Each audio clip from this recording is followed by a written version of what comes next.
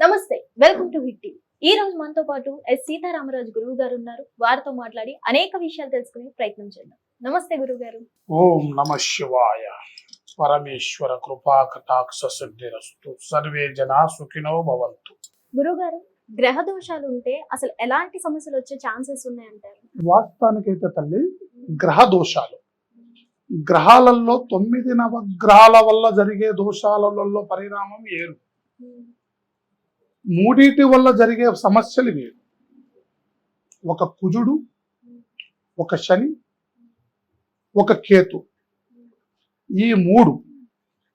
తర్వాత రాహు, కేతు, శని, ఈ మూడిట్లో ఉండవలసిన విషయాలలో మనిషికి అనేది కొన్ని రకాలుగా ఇబ్బందులు పడుతూ ఉంటారు. శని పట్టింది అని అంటే ఒక్కొక్కరి జాతక రకంగా 7 సంవత్సరాల దాకా ఉంటుంది. ఒక్కొక్కరి జాతకంలో సంవత్సరం వరకు ఉంటుంది. శని ప్రభావం వల్ల మనిషి ఏమైపోతుంటాడంటే నీరు గారిపోతూ ఉంటాడు. ఆ శని వల్ల జరిగే కొన్ని పరిణామాల వల్ల మనసుకి నిలకటలేని ప్రభావాలు కొన్ని జరుగుతూ ఉంటాయి. శని బలమైన నడవల్లో నడిచినప్పుడు మనిషి ఎదగగలుగుతాడు. శని మనిషిని పట్టినప్పుడు దానివల్ల మనిషిలో ఉండవలసిన కొన్ని గ్రహస్థితులు మారుతూ, కొంత సమస్యలకు గురవుతూ, మానసికమైన ఒత్తిడికి గురవుతూ, అనుకూలమైన పనులు కాక, డబ్బు పరమైన రాకడ రాక, అనుకూలతమైన బంధనలు జరగక, మనశ్శాంతి లేక ఇబ్బందులు పడుతూ ఉంటాడు. అలాంటి గ్రహస్థితులలో శని స్థానం ఎక్కువగా ఉన్నప్పుడు మనిషి చేయవలసింది నల్ల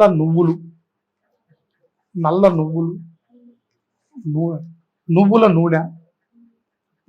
శనికి శనివారం నువ్వులు నైవేద్యంగా పెడుతూ, నూనెని స్వామివారికి అభిషేకం చేస్తూ, శనివారం చేయటం వల్ల శని ప్రభావితం తగ్గుతుంది. మనిషిలో ఉండవలసిన శని ప్రభావం వల్ల మనిషి నిదానంగా నిలకడగా ఉంటాడు.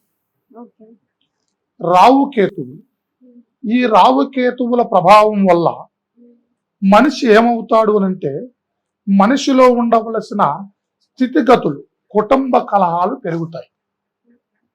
కుటుంబంలో ఉండవలసిన సమస్యలు కొన్ని విధాలుగా మనిషిని ఇబ్బందులు చేస్తూ ఉంటాయి. భార్య భర్తల మధ్యలో కలహాలు రావటం, బిడ్డల యందు సమస్యలు పెరగటం, అనుకూలమైన దశలు నడవకపోవటం, స్థితిగతులు మారటం.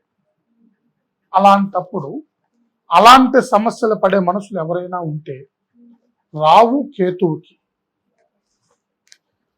నెయ్యితో దీపం ముట్టించటం, అర్థమైంది తల్లి, నల్ల నువ్వులతో అభిషేకం చేయటం. ఇలా దోషుడితోని 3 దోశలతో ఒక్కొక్క విగ్రహానికి రావు కేతువులకి నువ్వులు ఇలా స్వామివారి మీద పోయటం, నెయ్యితో, స్వచ్ఛమైన నెయ్యితో దీపం పెట్టడం. ఇలా చేయటం వల్ల రావు కేతువుల ప్రభావం తగ్గుతుంది. తర్వాత కుజుడు. ఈ కుజ సమస్య వల్ల ఏమవుతుంది అంటే ముఖ్యంగా అనేది కళ్యాణపరమైన సమస్యలు ఎక్కువగా పడుతూ ఉంటారు. పెళ్లి కాక, సంతానం అందక, ఈ కుజుడు అనే దాంట్లోనే కుజ దోషాల వల్ల భార్య భర్తలందు కలహాలు ఉంటాయి. ఆ కుజ దోషం ఉన్న వాళ్ళకి కళ్యాణం అయినా ఇబ్బంది పడుతుంటారు. ఆ కుజ దోషం ఉన్న వాళ్ళకి కళ్యాణం కావటానికి ఇబ్బంది పడుతూ ఉంటారు. కళ్యాణం అయిన వాళ్ళకి సంతానపరమైన దోషాలు జరుగుతుంటాయి. ఏదో ఒక దోష ప్రభావం అనేది ఎక్కువగా చూపిస్తూ ఉంటుంది అన్నమాట. ఈ గ్రహ దోషాల వల్ల మనుషులు చాలా వరకు కూడా సతమతం అవుతూ ఉంటారు. ఈ దోష ప్రభావాల వల్ల కూడా మనశ్శాంతి కోల్పోయిన వాళ్ళు కూడా చాలా మంది ఉన్నారు. ఇలాంటి దోష సమస్యల పరిహార్థమై కొన్ని మనం తెలుసుకోవాల్సిన విషయాలు ఏంటంటే, ఇలాంటి దోషం మనుషులో ఉందా లేదా, వాటికి గురవుతున్నారా లేదా, వాటికి గురవుతే ఎలాంటి పరిణామాలకి అనుభవిస్తున్నారు, దానికి మార్గం ఉందా లేదా అనేది కూడా మనం చూసి వాళ్ళకి చక్కటి పరిష్కారాన్ని మనం చేయవచ్చు. వాళ్ళకి ఏం చేస్తే బాగుంటుంది, ఏ రోజు ఎలా నడిస్తే బాగుంటుంది, ఏ విధంగా నడిస్తే బాగుంటుంది అనేది కూడా మనం వాళ్ళకి చక్కటి పరిష్కారాన్ని మనం అందించవచ్చు. వాళ్ళు మనల్ని సంప్రదిస్తే వాళ్ళలో ఉండవలసిన దోషానికి ఏ విధమైన కార్యాలు చేస్తే బాగుంటుంది, ఏ గ్రాస్థితికి ఏం చేస్తే మీరు కుదురు పడతారు, మీకు ఏది వర్తిచ్చి నడుస్తూ ఉన్నారు, ఏ దోషాన్ని ఏ విధమైన దిశలో నడిపిస్తే మంచి జరుగుతుంది అనేది మనం చక్కటి పరిష్కారాన్ని మనం అందించవచ్చు. గురుగారు, ఈ దోషాలు అనేవి వంశపరంగా కూడా వస్తాయంటారా? దోషం వంశపారంపరమైనది కాదు. వాళ్ళ జాతక చక్రాలను బట్టి, వాళ్ళ పుట్టిన గడియను బట్టి, వాళ్ళ పేరు నక్షత్రాన్ని బట్టి వాళ్ళకు వర్తించే గ్రహ దోషాలు వంశపారంపరంగా రావు. అర్థమైనా తల్లి? వంశపారంపరమైనది గ్రహ దోషం కాదు. దైవ స్థానాల బట్టి వంశపరంగా వస్తాయి. ఇంట్లో ఉండవలసిన దైవాలు, పొలిమేర దేవతలు, వీటి వల్ల వాళ్ళు శాశ్వతంగా కొలుసుకుంటూ వస్తుంటారు తాతల తరాల కాడి నుంచి. వాటి వల్ల వంశపారంపరమైన ఇబ్బందులు కొన్ని జరగవచ్చు. రెండోది, వాళ్ళకు ఉండవలసిన కొన్ని సమస్యలు, నాగదోషం వంశపరంపరంగా కొన్ని వర్తిస్తాయి. కాల సర్పదోషం కొంతమందిని వర్తిస్తూ ఉంటాయి. అకాల సర్పదోషాలు కూడా కొన్ని వర్తిస్తూ ఉంటాయి. అంతేగాని గ్రహ దోషాలు వంశపరంపరంగా ఉండవు.